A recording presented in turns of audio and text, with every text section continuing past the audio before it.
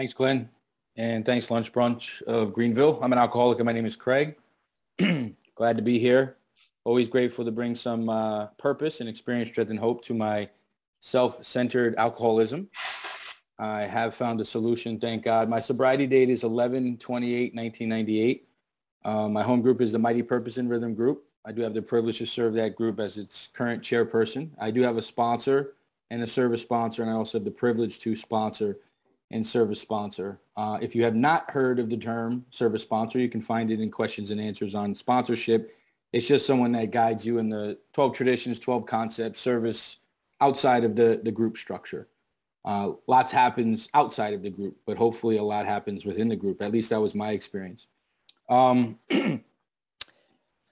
I come from a family that is just devastated by alcohol and alcoholism. Before I was even born, my grandfather was dead from this illness. A lot of the women in the family suffered from the neuroses of trying to manage and control the alcoholics. The men, it was, lots of neglect and abandonment. The men weren't around. They were either incarcerated or busy with their drinking life or dead. That's how I grew up. And even in that detailed of an alcoholic description, as my mother tried to find her way through life, worked 3 jobs, did everything she could for me. She was a great mom. But as she was trying to do that, of course, we know in alcoholic families, we attract alcoholic folks around us. And, I grew up, even though I was with a family that wasn't my family, this secondary family was still surrounded by alcohol. I mean, I remember, being left to swim by the pool by myself, and I tried to jump through one of those, floating basketball hoops, and I got trapped and I almost drowned, and no one was there to take care of that. So thank God I got out of that situation. And I can go on and on and on, ending up on constructive sites, being left at, I was a latchkey kid, being left at latchkey after school, people not picking me up to show up to bring me to my games. Like, that was pretty common. Lots of neglect, lots of abandonment, lots of excuses. We didn't really talk about reality. We didn't really deal in reality. Which I'll get to later, but thank God for AA, because one of the greatest things in my life today is just to sit across from another person, either via virtual or the porch or the kitchen table, and talk about honesty. Just have a real honest conversation about, who we are, where we are, where we used to be, where we are today. I started drinking. I mean, I was stealing Jello shots and beer bottles and stuff of that sort, the foam off the top of the cup, whatever I could, probably at about 5, 6 years old, at parties that used to be held all the time in this house in Staten Island. What's funny is the first time I ended up in a cop car was 4. And all through my story, there's a lot of inappropriate behavior, illegal activity. Some of that has to do with alcoholism, but that's not why I'm an alcoholic.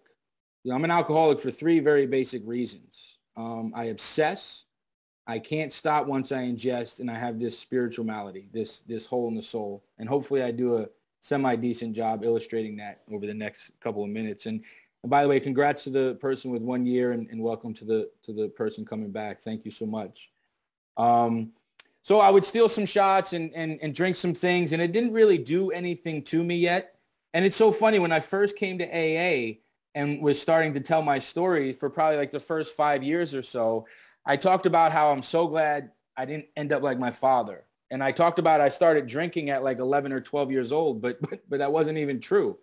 It's like we become more honest the longer we're in Alcoholics Anonymous. And it's not even that there was a conscious lie. It was just that peeling of the onion. It was just that becoming more in touch with the delusion melting away, like being able to see more of the truth, right? So around 11 years old, alcohol did something to me, and I really believed I would have committed suicide if it wasn't for alcohol. I really feel like alcohol saved my life. I grew up many different neighborhoods in many different parts of New York City, North Jersey, bouncing back and forth from different locations. And it was the alcohol that dealt with that. I wasn't like bullied or unpopular. I didn't need alcohol to talk to a girl or to go to a dance or anything. But I was just in this world of either I was the greatest thing to ever exist or I was the worst thing on the planet, like these extremes. And I always either thought about killing somebody because I wanted them away from me, or killing myself because I didn't want to be on this planet. At 8 years old, I was crossing the Brooklyn Bridge, and my mother, who I told you about, who worked 3 jobs to get me whatever I need. She would have holes in her clothes so I can have the appropriate sports shoes.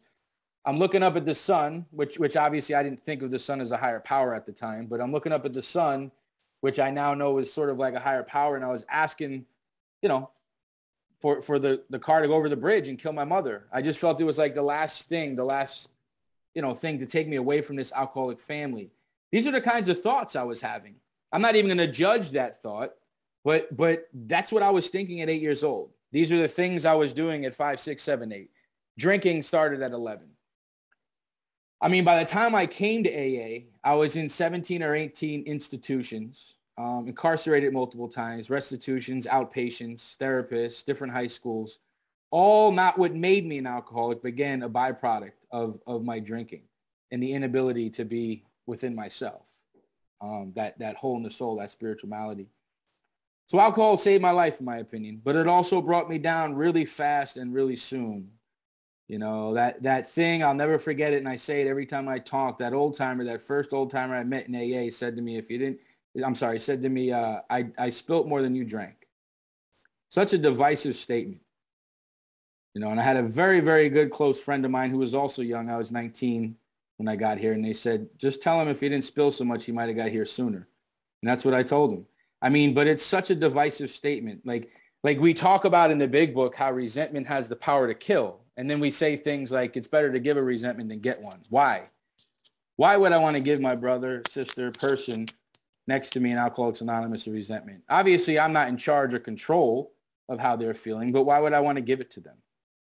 So that's what I was welcomed into Alcoholics Anonymous about. But of course, AA was way bigger and way more beautiful than that. But I was just sharing that with you because I had that perspective with respects to someone being new here today. Like we want to, have a wide open heart, wide open mind. I need to have that too when I get here. So 16, 17, 18 institutions, incarcerations. I mean, here's what my drinking pretty much came down to. When I ingested alcohol, I was already thinking about the 7th or 8th drink. 1 or 2 drinks was never enough for me. And I couldn't tell you when I was going to stop. And there was a couple of times where I would have 1 or 2, but I could never tell you when that was. I could never say, tonight I'm going to have 1 or 2. And even as I sit here and share my story with you, like none of that even made sense. Like I never had a legal drink. I stayed on the same 4 city blocks. I did things which I don't even need to get into that were illegal and inappropriate that revolved around my drinking. Like, so there was no wine coolers. There was no me hanging out at the golf club or going to the restaurant and having a glass. Like it was totally inappropriate for me to be drinking.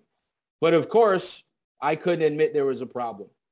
So many times I would get out of the center. So many times I would promise the people that I'm done and I'm never going to do it again. And here's what gets me. I feel after 23 years sober, I'm still just as desperate, if not more desperate than I was when I first got here.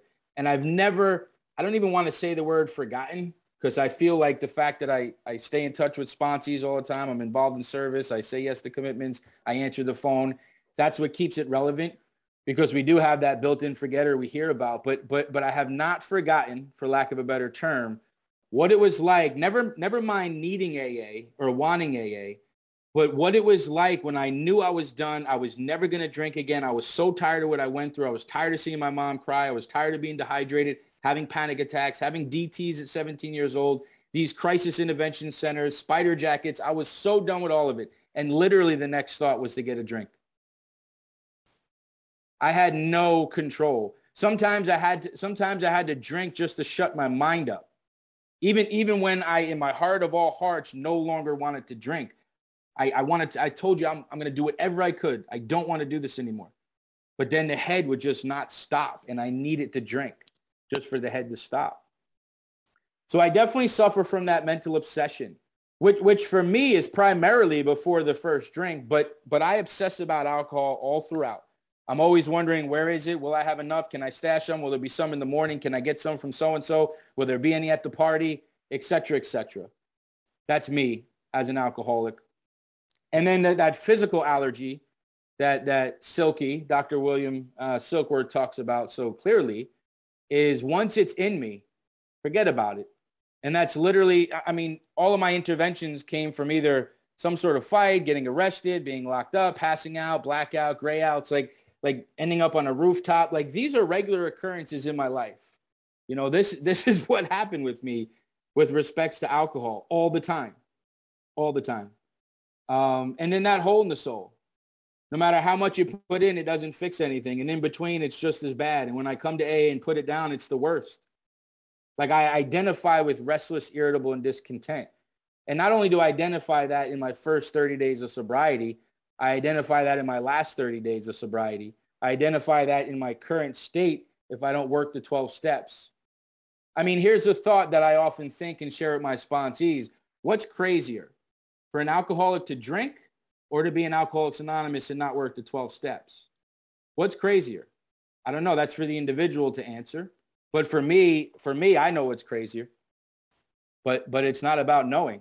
At least that's what I've learned. It's about doing in Alcoholics Anonymous.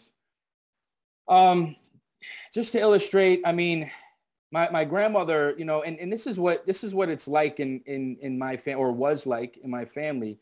My grandmother died clearly from alcoholism. We didn't call it alcoholism though, even though she was yellow. We called it diabetes because we didn't want to talk about alcoholism, right? We didn't want to recognize that. And she was in the hospital dying, and at the time I had like my learner's permit, and I was living in Jersey. And my mother said, just turn on the hazards and get to the hospital. And I got off the phone with my mother, and of course I said, I'm going to do whatever I need to get to the hospital. But what do you think I needed to do first? What do you think was the most important thing for me to do before I went to see her? It was to drink. And of course, that's what I did, and then I couldn't show up. And I beat myself up for such a long time thinking about how bad of a person I was, or I was such an immoral person. But that is the very definition of alcoholism. That is the very definition of my alcoholism. I needed to drink, and then because of that, I couldn't show up for that important engagement, like Bill talks about in his story. Another example of that, I grew up, young and troublemaker, and I was in a gang where I was, and where I'm from, you wear beads if you're in a gang, and those beads don't ever come off unless you're arrested or someone rips them off. But every night I would take them off to go to the other side of the city to hang out with someone else who I knew in a rival gang so I could drink. So there was no loyalty for me. I was just a great pretender. Everything revolved around alcohol for me. Literally everything I did. Like when I came to Alcoholics Anonymous, I didn't know what to do on any day of the week because all I ever did was drink and scrounge to find out how to drink or protect my drinking or hide from drinking or get out of trouble. Like that is what I did. That is who I was. That's what was in charge. My mother drove a couple state lines to pick me up out of the last time I was incarcerated, and the correctional officer stole my clothes, so I'm walking out of the building with Browns on, which is actually illegal, I found out later, because they own the property. But anyway, as I'm walking out of the courthouse, and here's my mother who stayed in a hotel the night before in a sketchy neighborhood where a guy was murdered right next to her in the hotel room she was in. She's traveling 2 state lines. She's dealing with me all the time, dealing with this chaos. And here she is to greet me as I'm getting out of jail, and I walk right by her. And I just go call someone else so that I can get a drink, because that's all I obsessed about while I was in there. Now I'm gonna tell you something, because I skipped this part of it in the beginning of my story, but I grew up with a huge heart. In my neighborhood where I grew up in Jersey City, like I always gave the homeless folks peanut butters and jellies. I was always rescuing dogs, always rescuing cats, doing whatever I could in the neighborhood, always trying to help. I never went to kindergarten. I was the youngest in first grade. I was always trying to do things to try to help. But I lost access to that when alcohol became my number one priority. I lost access to that. When I tell that story, about walking right past my mother, it still bothers me to say that out loud. And I only say that, so that my dark past can somehow be an asset today. But I think of that situation, and I can't even imagine how mortified she must have been, and everything she's dealt with and everything she's been through. And then here I am just walking right by her, not even acknowledging her, and how inappropriate. And obviously I've made amends for that, but how inappropriate that. But it wasn't because I was a bad person. I spent all of that time obsessing, and I got to drink a little bit in jail. For those of you who have been in, there's some ways to make it, but all I did was spend time obsessing. And that's all that mattered. And that's the illustration of my alcoholism. No matter what I did, I always ended up with a drink in my hand, no matter what I did. There were so many times when I thought I was done, or I promised I was done, or there was some sort of all right, I'm going to try this for a little while. And that phrase, I'm just going to have one, is just a terrifying phrase. I know a member that we were dealing with recently, young member, or young alcoholic, I should say, doesn't declare himself as a member, but in order for him to get a new liver, he needed to stop drinking. So his life is on the line if he doesn't get this liver. And you would think most normal folks would just say, all right, I'm going to stop, even if I just stop for a while until I get the liver, which even that probably isn't normal, right? That's just how we think. He can't. His life is on the line and he can't. He still can't stop so he can get a liver. Like, I identify with that. That's the alcoholic of my variety. That's the alcoholic that I identify with.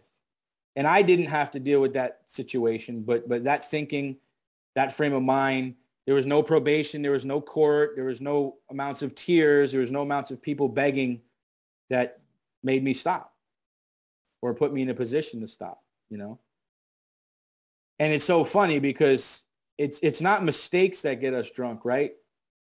It's the defending of the mistakes that get us drunk. And that's what I did for so long, was defend.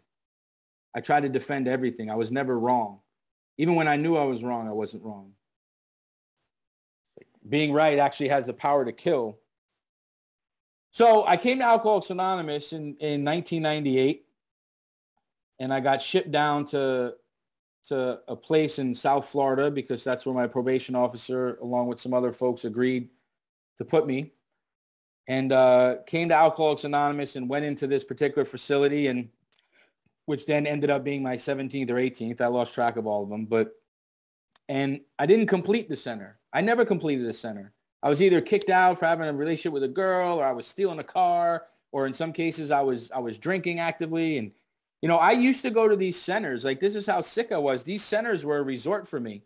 Literally, I almost feel a little embarrassed saying this, but I would literally go to these centers, look for the first staff that was a man, and I would punch him in the face, and a whole bunch of people would rush me. They'd shoot me up with Ativan, and somebody would sit next to me for 7 hours and talk to me while I was calm. Like, that was my way of having a relationship with somebody. Like, that was my idea of being sound and reasonable, Anyways, I got kicked out of this center, and, I was destined to stay sober, but I was homeless for like the first year and a half in my sobriety. Homeless with the occasional couch surfing and halfway house that would let me stay in, or a sober house, whatever we're calling them these days, sober house that would let me stay there for a little while without paying. But here's when my life started to change.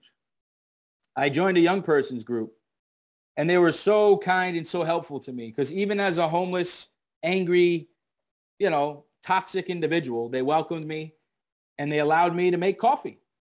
They didn't give me the keys. There was two people. There was the elder member and then me as the newer person who made the coffee and showed up to the group and made the coffee and started to talk to people and started to go regularly and started getting involved in Alcoholics Anonymous. And not too far down the road from there was another meeting, a men's meeting on Monday nights, where I found my first real sponsor. And I started to go through the book Alcoholics Anonymous. We read those first 43, 44 pages, which helped me identify that mental obsession, that physical craving, that spiritual malady, that hole in the soul, and helped me answer the question if I'm alcoholic or not. Because if you just turn right to the page in We Agnostics that asks you whether you're alcoholic or not, I mean, it's a good question, but that experience of the first 43, 44 pages, if we're including the ones that aren't numbered, fine. But when we go through all those pages and have that experience, what I've learned in Alcoholics Anonymous is it's not intellectual. It's an experience. When I had that experience with another alcoholic, where we shared stories, where we talked about how I couldn't show up for my grandmother, when we talked about, in the doctor's opinion, men and women drink essentially for the effect. That's what I did. I never once in my entire life drank for the taste of alcohol. The truth of the matter is, as alcoholic as I am, I've never enjoyed one sip as far as taste. I certainly enjoyed it for the effect. Give me more, but I've never enjoyed any taste of alcohol in my experience. So I definitely understood and related to drinking for the effect. Go through all those things, like in Bill's story, there's a solution, more about alcoholism, learning about that mental obsession. We talk about a choice sometimes in Alcoholics Anonymous. And for me, at 23 years sober, I still don't choose whether or not I drink. I choose to pick up the kit of spiritual tools. I choose to call my sponsor. I choose to answer the phone for my sponsees. I choose to take regular inventory, choose to make amends, to find out where I could, make things right, where I'm wrong, et cetera, et cetera. Anytime I've tried to fight alcohol, I've lost. And it's so funny. It's because I've lost that power of choice. A long time ago, I crossed the line. And when I was early in AA, I used to say all the time, "Oh, I still think I'm craving. I still think I'm craving." And I was there six months sober. I'm telling people I still have cravings. And I later learned that those weren't cravings. That was the mental obsession. Alcohol leaves the body after 3 days. But I didn't know that. And this is why I'm telling you, going through those first chapters with my sponsor was so important, to be of that educational variety and to understand all of these things about what our illness is and what makes us tick. And for an alcoholic, whether he wants the truth or not, the truth has a certain ring. He understands it. I understood it.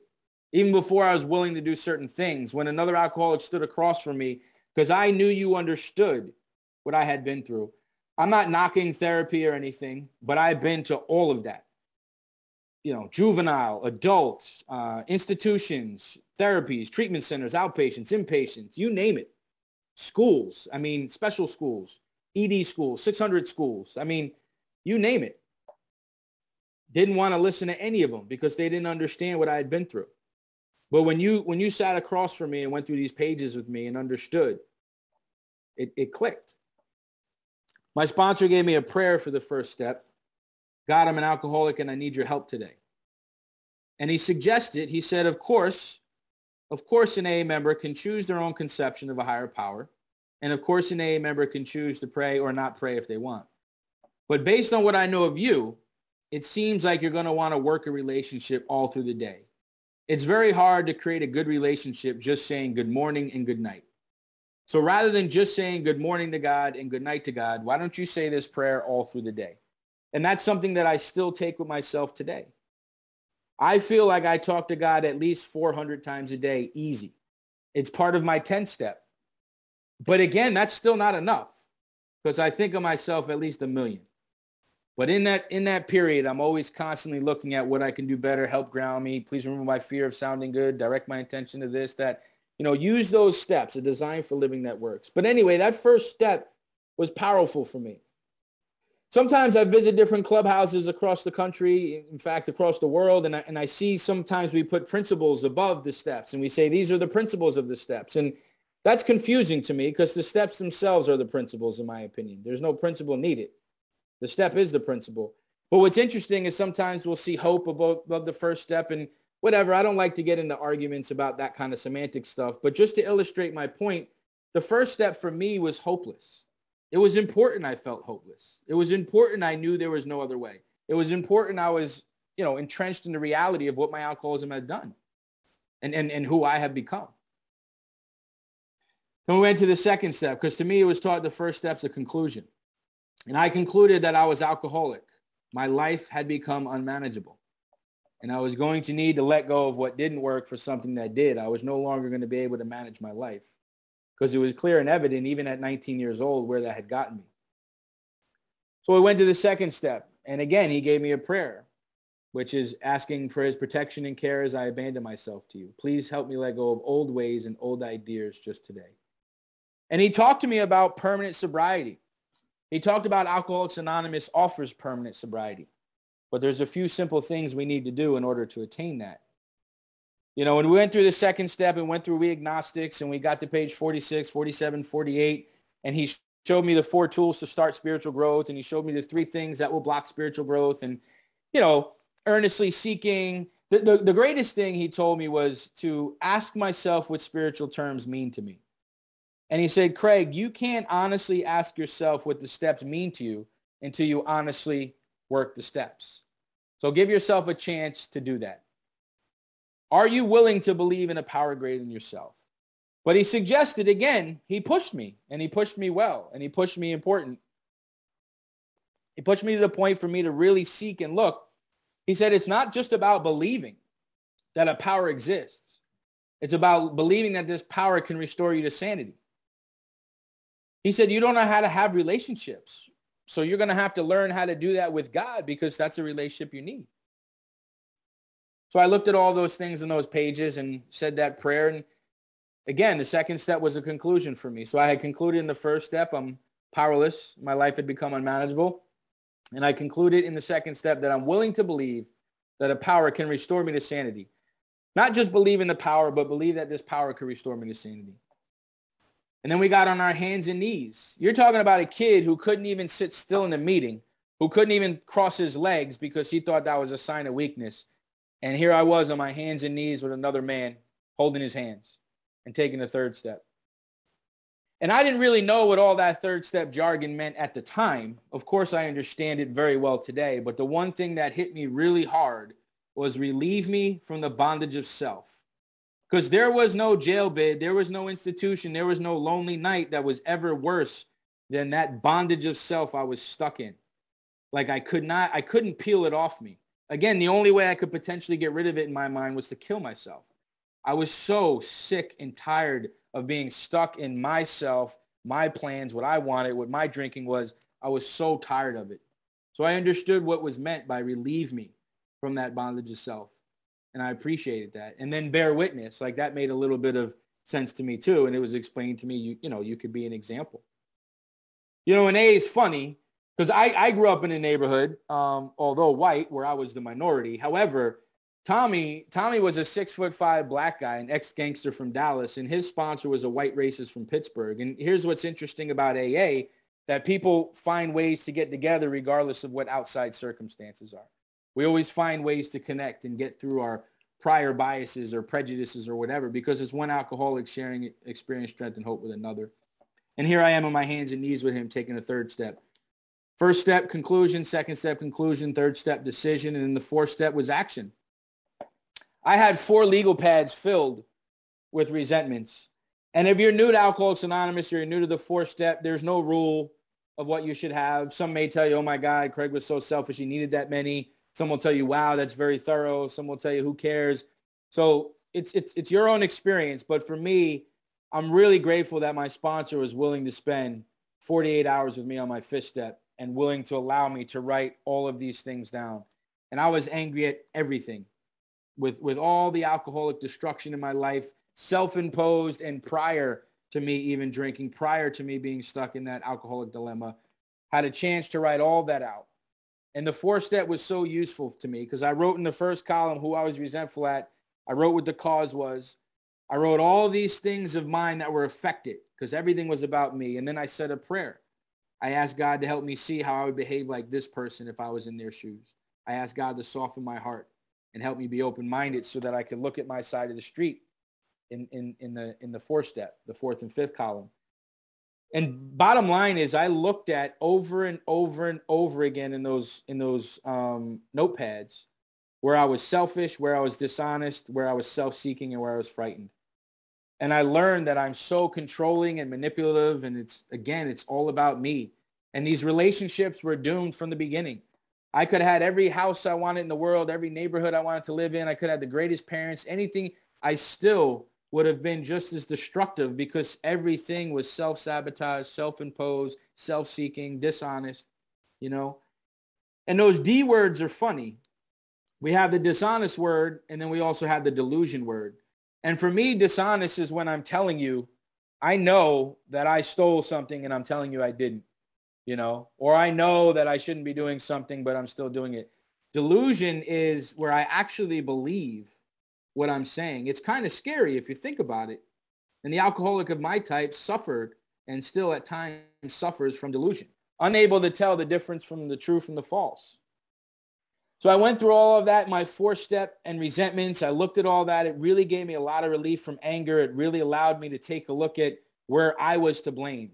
Like one of the greatest facts, some of our members call them promises. Most of you probably know as promises. I call them facts. But some of the greatest facts in the big book, one of the best facts in the big book is we are the problems of our own making.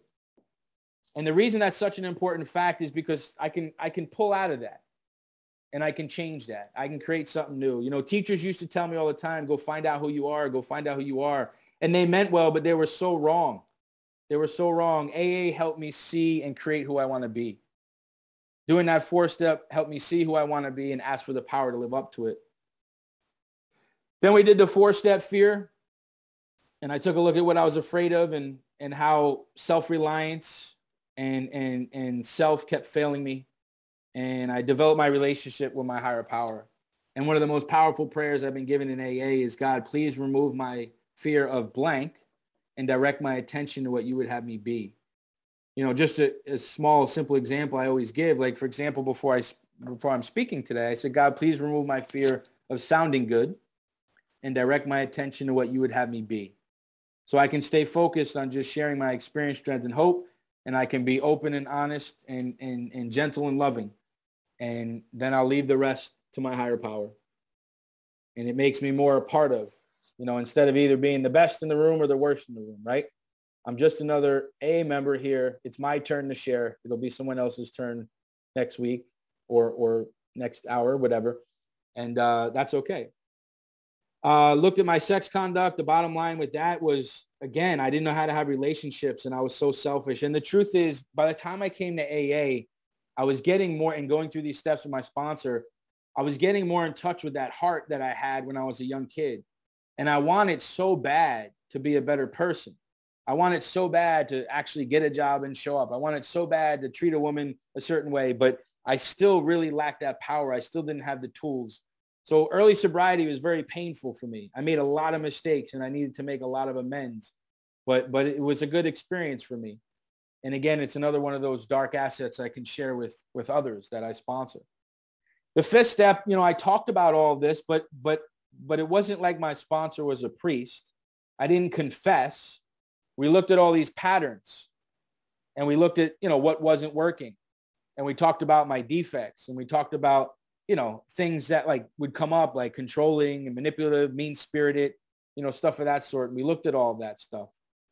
And I shared it with him and he shared some stuff with me. And I also talked about some stuff so I didn't take it to the grave. Then I did my 6th step, which was a simple prayer. God, please help me let go of the things that I'm still clinging so that I may walk your will and purpose. Because even after all that work, I was still clinging to the greed. I was still clinging to the anger. So I needed to ask, you know, to remove that. Then we said the 7-step prayer, which for me, if I was to summarize a 7-step prayer, I'm just asking God to prepare me to make amends, you know. But the 7-step prayer, as it's written, is beautiful because it's reminding me of all the work I just did in 4 and 5 to let go of good and bad, to just let go of good and bad, and to know that I'm walking hand in hand with my Creator and trying to be in the likeness of my Creator. And then giving me the strength to go and do his bidding, which his bidding is to help others. And I can't help others if I don't clear away that wreckage. Not effectively anyway. It's so funny. Sometimes we use the phrase in AA, 2-stepper, right? Oh, well, he's 2-stepping. You know, he does his 1st step and he does his 12th step. I don't mean to get too analytical here, but is it even possible to 2-step? Because if you don't have a 1st step, how can you have a 12th step? And if you're only doing a 1st step, how can you be doing a 12th step? Because we're not practicing these principles in all our affairs, right? And the only reason I'm saying this is because I came to a point in my sobriety where I thought I was 2-stepping, and I woke up and realized I was no-stepping. I was as close to a drink as I was when I first got here because I wasn't working this program. Again, what I said earlier, what's crazier, being AA, not working the steps, or drinking? So I wrote an 8-step list, and again, another prayer was given to me. God, please help me clear away the debris of self-will and self-reliant living. That will be done for others as well as for me. And I went through each and every one of those people, principles, institutions, animals, over and over and over again, looking for forgiveness, looking to prepare myself to go out and make amends. Got to the 9th step. On each of those, what I did was I had a note card. On the front, we had the harm. On the back, we had the idea of what are we willing to do to make it right. Not that it's necessarily going to go that way, but just to be prepared. It's kind of silly to ask someone else with a period, you know, what can I do to make it right? My experience is better to show up prepared, ready to make it right. Let them know I'm here to make it right. Here's what I'm doing to make it right. You know, if it's a money issue, show up with a check. What's the point of coming to apologize to somebody about some money we stole, but we didn't bring any money? Doesn't make much sense, you know? What's the point of apologizing because I'm always yelling at you if I'm not prepared to stop yelling? So in my experience, we lead with that. We lead with the money on the table, and here's what I'm making amends for. We lead with the acknowledgement of the harms I've done and the commitment to no longer do those harms. And then after all that, is there anything you'd like to get off your chest? Is there anything I can do in addition to make it right? To me, I just think that's better communication. Long list of amends stories.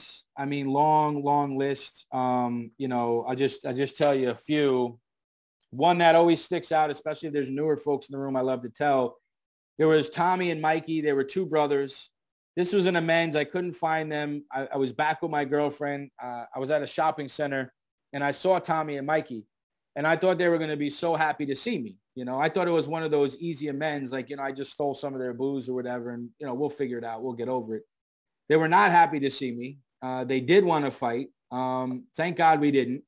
Long story short, apparently I robbed them in the blackout, which I didn't even know. And this is why we got to be careful with amends. We have to go, the steps are in order for a reason. We have to go through that process. We have to have that experience. We have to gain those steps of humility so that we're more effective. My experience. So I guess I robbed them. I was willing to pay them plus interest. I didn't even know if it was totally true, but I figured they weren't making it up, holding all that anger all those years. Like, why would they, And it's funny because I had the chance to make it right. And Tommy, a couple of weeks later, was like so impressed because of how he knew me. Like, he never thought that was going to be possible. Like, he definitely thought this was going to be all out war.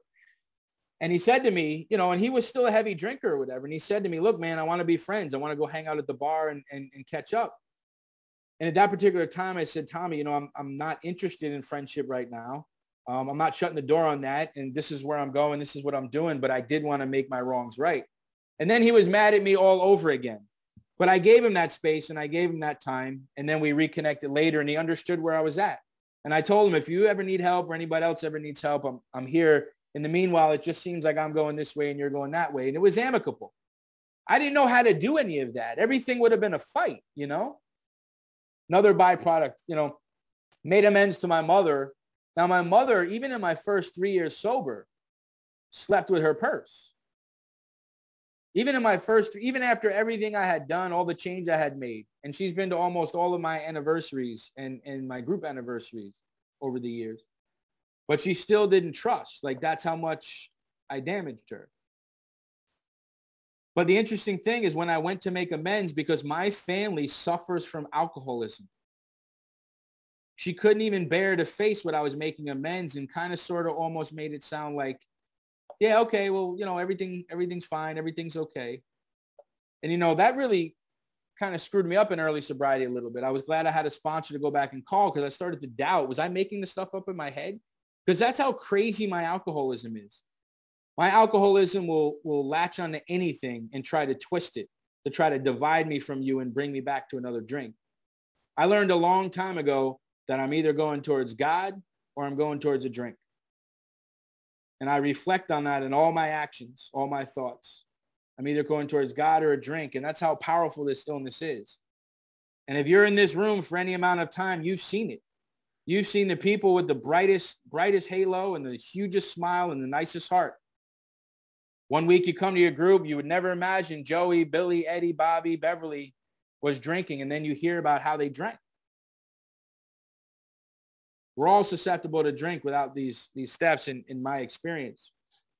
With that being said, I know many, many, many people grounded in these steps, grounded in service in Alcoholics Anonymous that do not drink and have long-term sobriety, powerful family experiences. So I made that amends to my mom, and at that initial connection, she wasn't really ready to have that discussion yet. But then later on, she definitely capitalized on the opportunity for me to make some things right. So that was her right. That was cool. My mom ended up in Al-Anon. She's been in Al-Anon for years now. She just recently celebrated her Al-Anon anniversary. Coming from the family I come from, which I just illustrated with you through this story here, I now live in a home. I mean, my stepson, who's 13, he's in Alateen. He's been in Alateen for about 5 years. He's active in his home group. He's active in his district.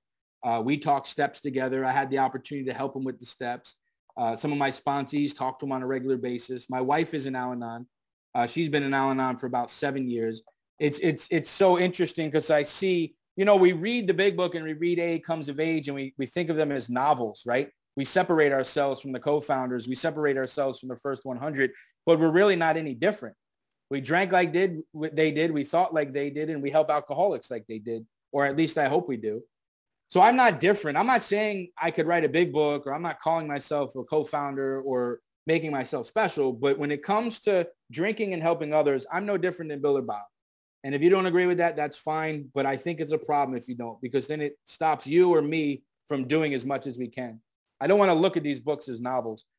The reason I was telling you that is I feel kind of like the Bill and Lois thing. And again, I'm not saying I'm Bill or my wife's Lois, but a lot of the guys I sponsor, their wives are sponsored by my wife, and their kids are working with my stepson. So it's like just kind of this cool, like family, like, it kind of reminds me of the history of AA, and it just feels good to connect that and be a part of that. One last amends story I'll tell you. My father was a New York City fireman. I saw him maybe 5 times in my life. He was a raging alcoholic. He was very violent to my mother, et cetera, et cetera.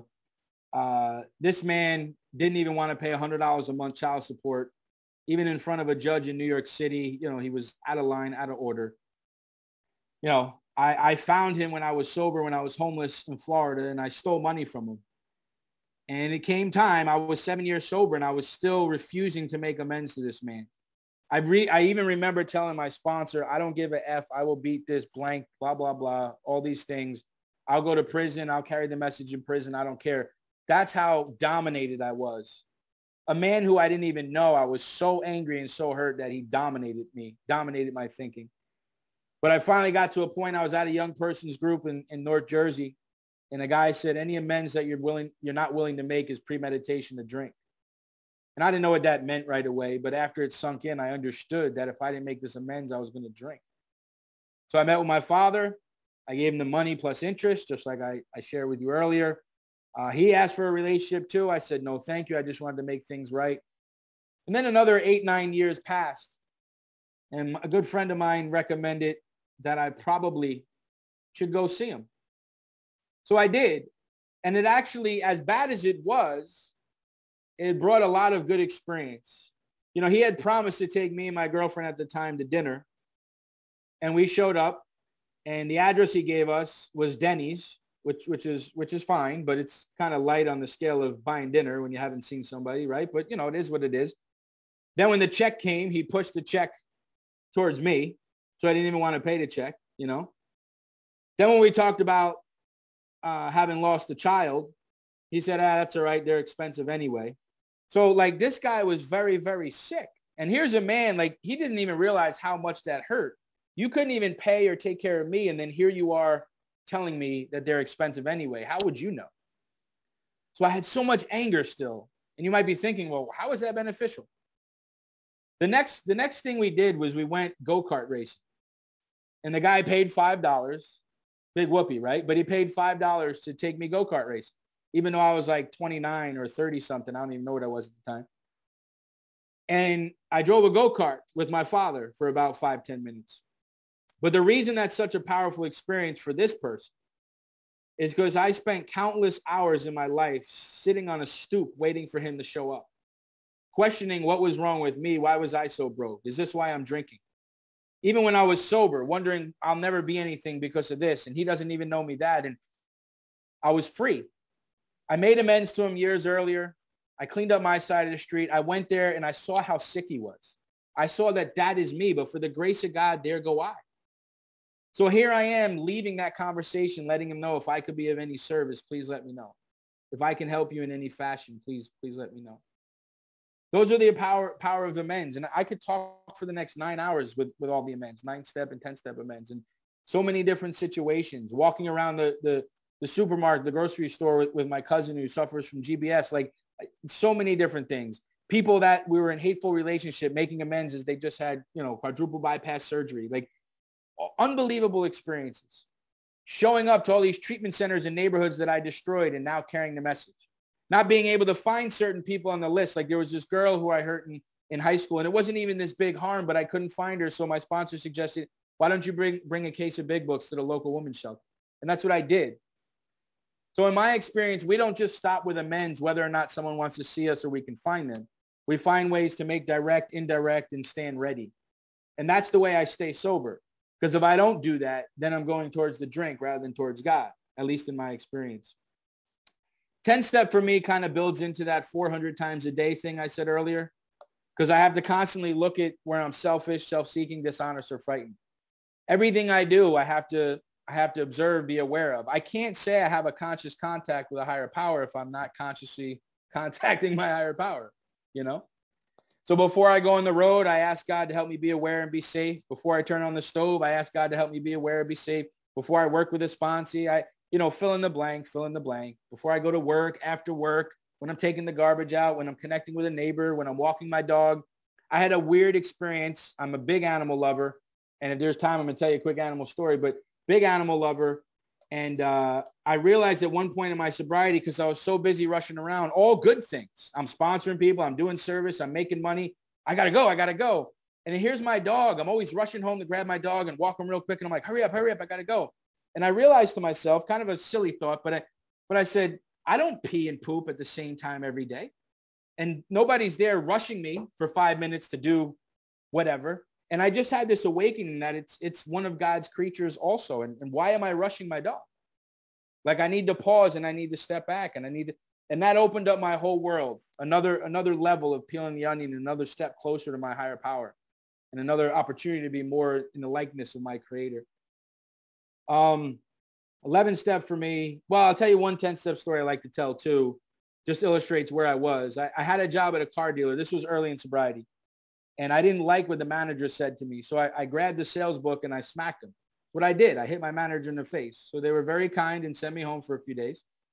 When I came back, though, I went up to the guy and I said, Chris, if you weren't such an a-hole, I wouldn't have smacked you. And then I couldn't wait to get outside and call my sponsor and tell him what a wonderful 10-step I just made. And he's like, Craig, that is not a 10-step. And so that's where I used to be, even after the steps in early sobriety. So I've come a very, very long way. And I'm not patting myself on the back. I'm patting AA on the back. I'm showing you how AA can take an alcoholic like me, like you, and really transform my thinking, transform my heart. Get rid of these thoughts and turn them into beliefs, and then actually turn them into experiences.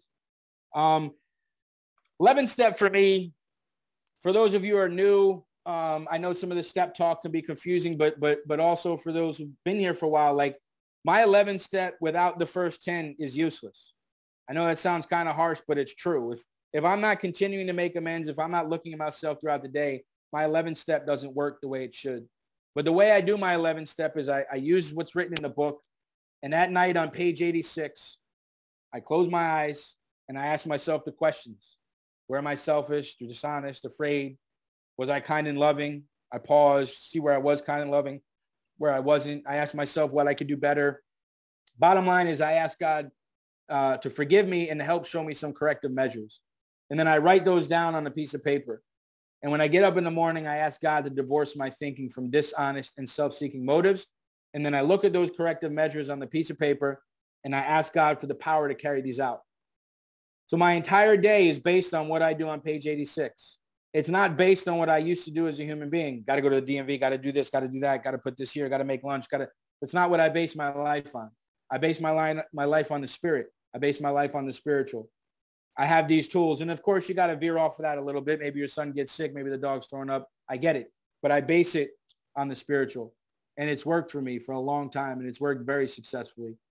12-step, carry the message and sometimes use words, right? It's all about the action. And for me, the 12-step, we often talk about the 12-step being sponsorship. And sponsorship is a huge part of Alcoholics Anonymous, but it's a very small part of the 12-step in my experience. Like, yeah, of course we should be practicing these principles as a sponsor, but there's the totality of it. How am I behaving in the group? How am I behaving at the business meeting? Am I involved in a business meeting? How am I behaving in AA? Am I involved in the structure of AA? How am I in my community? How am I in my family? How am I in my home life? How am I in my work life? All of those are opportunities to carry the message. Because I don't know about you, but I can give you a long list of people I've 12-step, the most recent being my lawn guy. My lawn guy was yelling and screaming at me last year. I asked him to sit down on the stoop and I talked to him for 10 minutes and 12-stepped him. So when our behavior is right size, people people want to listen. They want to connect with us because they see what we do. They see how we act. They see how we behave. I'll end my share with this. Here's the dog story. I love telling it. It just illustrates, what kind of AA do you want to be a part of, right? I was a speaker at the International Convention of Young People in AA in San Antonio, 2014, 15, whatever. And I was down there having a cigar with a couple of friends from Jersey, and there were 6 or 7 people standing in the atrium. And this dog came up. The dog it had mange. You could see its ribs. It was clearly dehydrated. It was ready to die. And these 6 or 7 people were just petting the dog. They were doing nothing for it. They were just talking about how cute it was. The dog was right in front of them dying, but they did nothing for it. And that's the metaphor, like in Alcoholics Anonymous. Are we just talking, or are we going to help somebody, right? So car pulled up, taxi pulled up, dog ran away. I caught the dog, brought it into the room, gave it cold cuts and water. I knew a guy, because when you're in AA, you just know people all over the world. It's the way it is, right? And I knew a guy in San Antonio, Scott, who helped dogs in San Antonio, and he hooked me up with a clinic, and a couple of people I knew from the convention drove me, and I already started naming the dog Hope in the back of my head. And we got to the clinic, and what was so strange was some friends of that guy, Scott, from San Antonio, were there, and there's a whole bunch of people that didn't know each other, but we knew other people. AA members got money together, got time together. Basically, with the vet in this clinic, we restored this dog back to health, and this dog was now healthy. And this dog is still with me today. In fact, her name's Hope, and she's right under my desk. And every day I see her reminds me of the Alcoholics Anonymous I want to be a part of. It reminds me of the hope AA gives. When we have someone standing out the meeting dying, we go up and we offer our experience, strength, and hope. We show up. And that's what Alcoholics Anonymous has done for me. And I'm so grateful for what AA has done for me. Thanks again to the Lunch Bunch and to Glenn for having me. I hope you guys have a great day.